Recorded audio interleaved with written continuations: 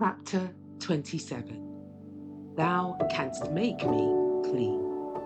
This chapter is based on Matthew chapter 8, verses 2 to 4, Matthew chapter 9, verses 1 to 8, Matthew chapter 9, verses 32 to 34, Mark chapter 1, verses 40 to 45, Mark chapter 2, verses 1 to 12, and Luke chapter 5, verses 12 to 28.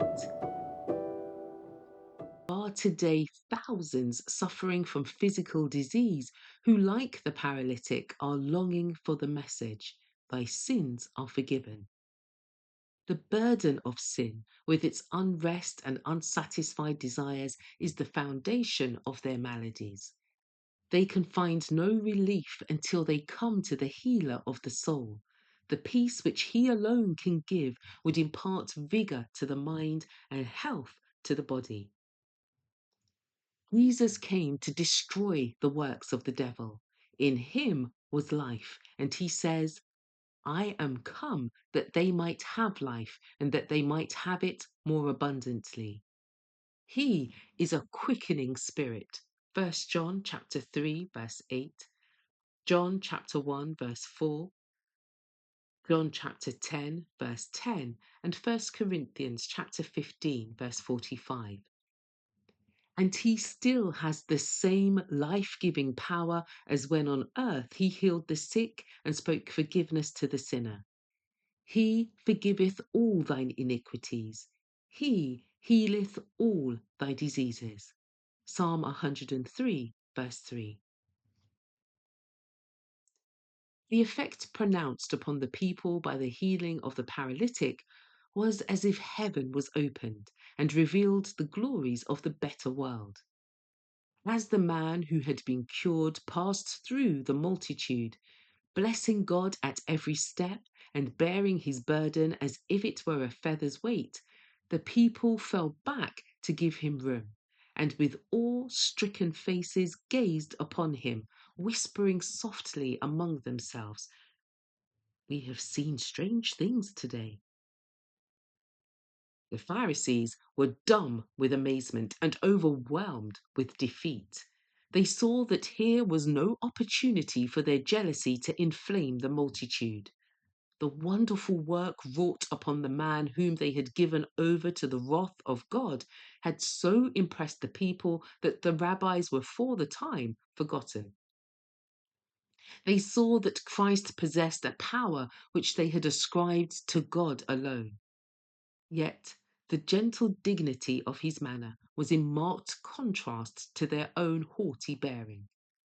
They were disconcerted and abashed, recognizing, but not confessing, the presence of a superior being. The stronger the evidence that Jesus had power on earth to forgive sins, the more firmly they entrenched themselves in unbelief.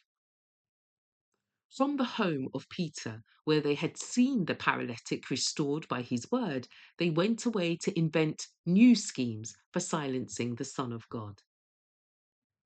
Physical disease, however malignant and deep-seated, was healed by the power of Christ. But the disease of the soul took a firmer hold upon those who closed their eyes against the light. Leprosy and palsy were not so terrible as bigotry and unbelief. In the home of the healed paralytic, there was great rejoicing when he returned to his family, carrying with ease the couch upon which he had been slowly borne from their presence but a short time before. They gathered round about with tears of joy, scarcely daring to believe their eyes.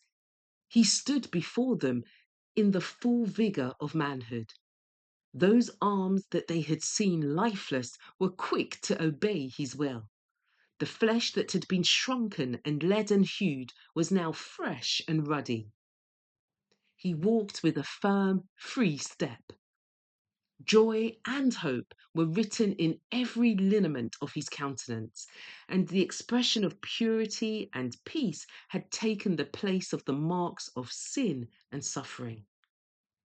Glad thanksgiving went up from that home, and God was glorified through his Son, who had restored hope to the hopeless and strength to the stricken one.